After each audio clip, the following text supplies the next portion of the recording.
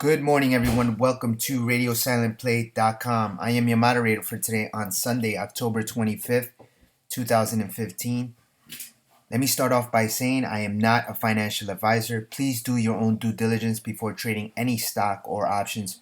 Trading stocks and options require lots of risk. Okay, so today I will be going over the options. The markets as of now have been very buoyant. They have been trading with less volume, but at the same time the markets have been pushing up higher. Okay, we have to respect the move, but at the same time we have to take into consideration this divergence. If you look at the volume, okay, we are in decreasing volume. Okay, the markets pulled back in August.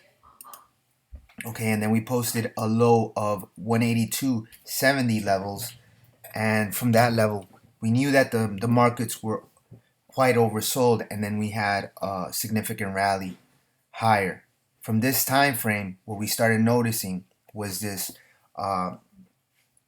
channel here. Okay, this is what I call lines of symmetry. This parallel channel was trading within these lines, and if you notice, then we kind of broke this level. We were setting up a breakdown of this bearish flag pattern, and then from that level you actually bounce.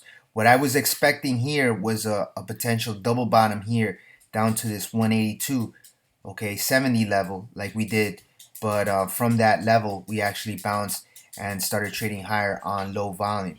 What I want traders to understand is, okay, when you break certain levels, or if you get failures, which we were talking about a potential head and shoulders here. Okay, we had a failure here. This actually broke above our levels. We broke above that 202.80 level, and then we saw that massive move higher. You have to abide by your stops. Now, if the market closes above certain key levels, you want to make sure that you close that position and look for a next potential setup. So what I want traders to kind of look at, this is a fail signal, okay? We were looking at this potential head and shoulders, and it failed, and then you saw that move higher. Now, what I want traders to understand now is that these ETFs, usually, whenever these ETFs trade and you see gaps, especially in ETFs, they always have to fill, okay? They always have to fill. So I want traders to understand that. When you saw this breakdown here and this gap, if you notice this gap here, we broke down, and then you actually filled the gap later on. Okay, if you notice here, okay, you had a little bit of a gap and then we filled it. So now what you're noticing is, I want traders to kind of look at this level right here. This level has not gotten filled yet. That's that 195.80 level. Okay, right now you're heading into significant resistance. What I want traders to kind of pencil in is this 209.64 level.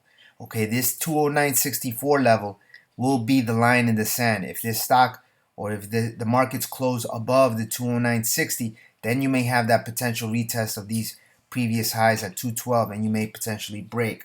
But I do think that we will see a potential gap fill down to this 205 level, okay, and a potential gap fill to that 195.80 level.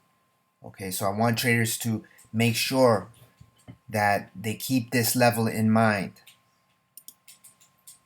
Okay, so the line in the sand right now is that 209.60 level.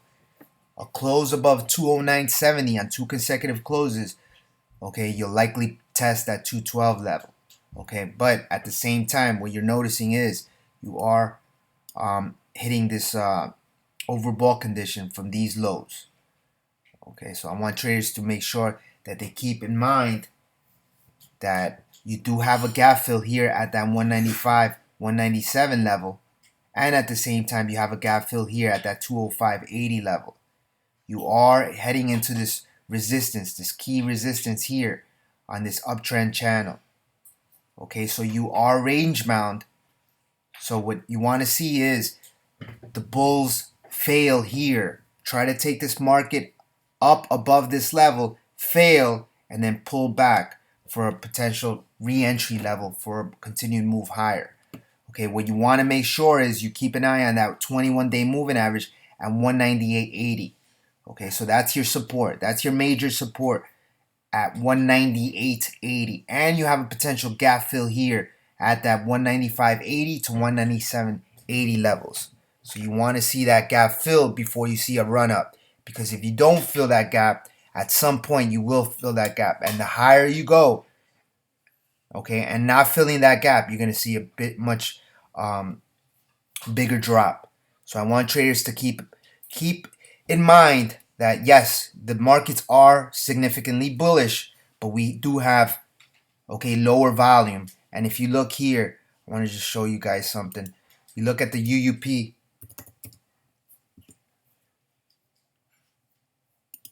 Okay, if you look at the UUP right now, you're noticing that you have a bunch of gaps here on the dollar. The dollar is significantly strong. And as I've told traders before, okay, whenever you see the dollar strengthening, okay, the markets work inverse to what the US dollar does. So now, if both the dollar and the markets are moving higher, you're talking about divergence. And at some point, you're going to get that correlation, okay, or that inverse comparison to what the major markets do, and also what the dollar does. Okay, so you can't have both things working at the same time. If you look at the TLT as well, you got the TLT in this bullish flag pattern. We talked about this trade back at that 118, 120 level. You're trading at 123. So you have both all markets. You got the bonds, you got the S&Ps, and you also got the dollar strengthening. Okay, so that's continued divergence. So I want traders to kind of keep that in mind. If you look at commodities as well, okay, you also have a move here on silver. Okay, you have a move here on silver, and you're trading above this 21 and 8-day moving average here on silver. If you look at the gold as well, you have a bullish move on gold as well. Okay, you had that breakout on that bullish flag pattern that I told traders, and now take a look. You were in this consolidation period and then you broke out. Okay, so you have all markets that are just moving higher, and there are talks about insolvency in banks. You had issues with interest rates. They never rose interest rates. They were talking about raising interest rates, and they couldn't even raise it, and keep it at that 0.026% or 0.025% that they were talking about. Right now, they have interest rates from 0 to 0.025. They weren't even really raising interest rates, and then the Fed came out and said, we're not raising interest rates. Okay, so the line in the sand right now, this is what traders can do here. Okay, traders can look at that 209.60 kiss or this failure. Okay, maybe a move here and wait for a topping tail, and then a close below this 205.70 level, and then a push and a retrace for this gap fill here at that 197, 198 level. Okay, so right now you are heading into overbought territories. Okay, what you want to see is the bulls fail here, give you a fail signal, and then you're range bound down back to that 203.20 level. Okay, which is that 8-day moving average.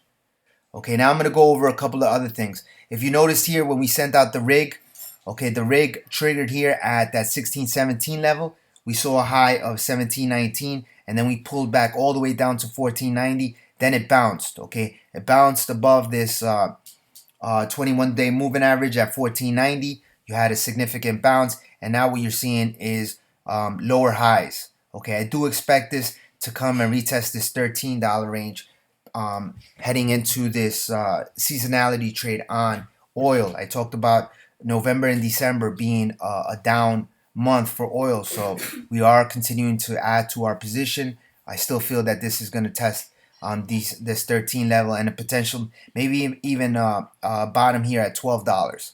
Okay, the next one is ticker symbol BABA. Okay, we took this trade here at a high of $73.64. We traded this lower, came down all the way down to $68.90, and now what you're seeing is a potential break of this level. I think this is a fake out breakout. I think traders will be able to try to add here and a failure. okay, and then that retested that $71 range. Okay, so I think that this is gonna fail here once the markets start pulling back. Okay, just keep your stop close above $77.80.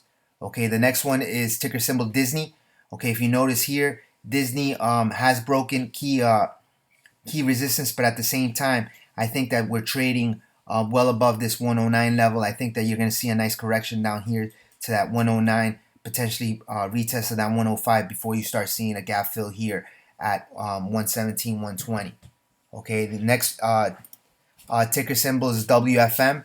If you notice here, WFM is in a bullish inside flag pattern. I think this 32 level held. We saw a low of $31.60. Now I do feel that at some point we're going to test this gap fill. So watch that November 20th to December calls. Okay, watch for volume. Okay, so I just want traders to make sure that, you know, you set in your parameters, scale in. If you start seeing, I mean, the SPY has been a tricky trade. Okay, it has been a tricky trade. You've been seeing the markets gap up on pre-market, also on low volume. They have been pushing this market higher. It has been buoyant, but at the same time, you know, you still are in this bearish flag from these lows back here in August. And what I'm seeing here, you're about to test this key level of resistance here at 209.64. What traders can do here is watch that 208 to 209.80 level. Okay, place your stop close above 210 on 2 consecutive closes. Okay, and then what you can do is you can trade that if you potentially kiss that 209 level and then close below that 207.50 level for a topping tail.